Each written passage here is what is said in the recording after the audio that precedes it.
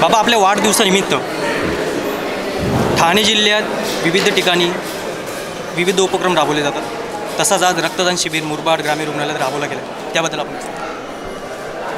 आज माझ्या वाढदिवसाचं औचित्य साधून मुरबाडमध्ये कुणाल शेलार आणि त्यांच्या परिवाराने रक्तदान शिबिर आमच्या ग्रामीण रुग्णालयाच्या सहकार्याने या ठिकाणी आयोजित केलेलं आहे। एक चांगला विचार, समाजामध्ये मदतीचा हात विकासाच्या दृष्टिकोनापेक्षा आरोग्याच्या दृष्टिकोनातून असावा, ही भूमिका घेऊन खऱ्या अर्थाने आपण हे कार्यक्रम करतोय। वाढदिवस हा निमित्त आहे, पण जनतेला त्याचा उपयोग व्हावा हीच भूमिका घेऊन सगळ्या भागामध्ये आज मला वाटतं जवळजवळ 17 ठिकाणी ब्लड डोनेशनचे कॅम्प आहेत। आरोग्याचे कॅम्प तर मला वाटते मलाच माहीत नसतील किती आहेत ते।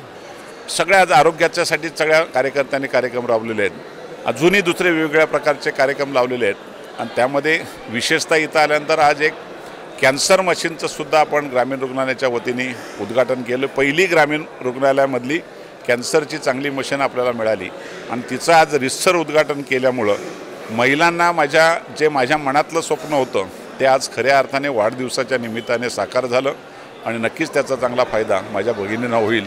ग्रामीण रुग्णालय, सिव्हिल हॉस्पिटल यांचं मनापासून आभार। बाबा, आज मुरबाड तालुक्यासह शहरामध्ये डेंग्यूचे पेशंट वाढत आहेत आणि प्रशासन कुठंतरी सज्ज नसल्याचं दिसत आहे, याबद्दल आपण प्रशासनाला काय आदेश द्याल? वास्तविक पाहता जिल्हा परिषदच्या माध्यमातून प्राथमिक आरोग्य केंद्राच्या ह्याच्यातून त्याची मोहीम सुरू आहे, पण दरवर्षी हा कालावधी असतो। पाऊस आणि ऊन हा मधला जो गॅप पडतो त्याच्याने हा विशेषतः वाढतो आणि त्यामुळे डेंग्यूचे रुग्ण अशाच परिस्थितीमध्ये तयार होतात आणि त्यामुळं हा 15 दिवसाचा कालावधी राहील।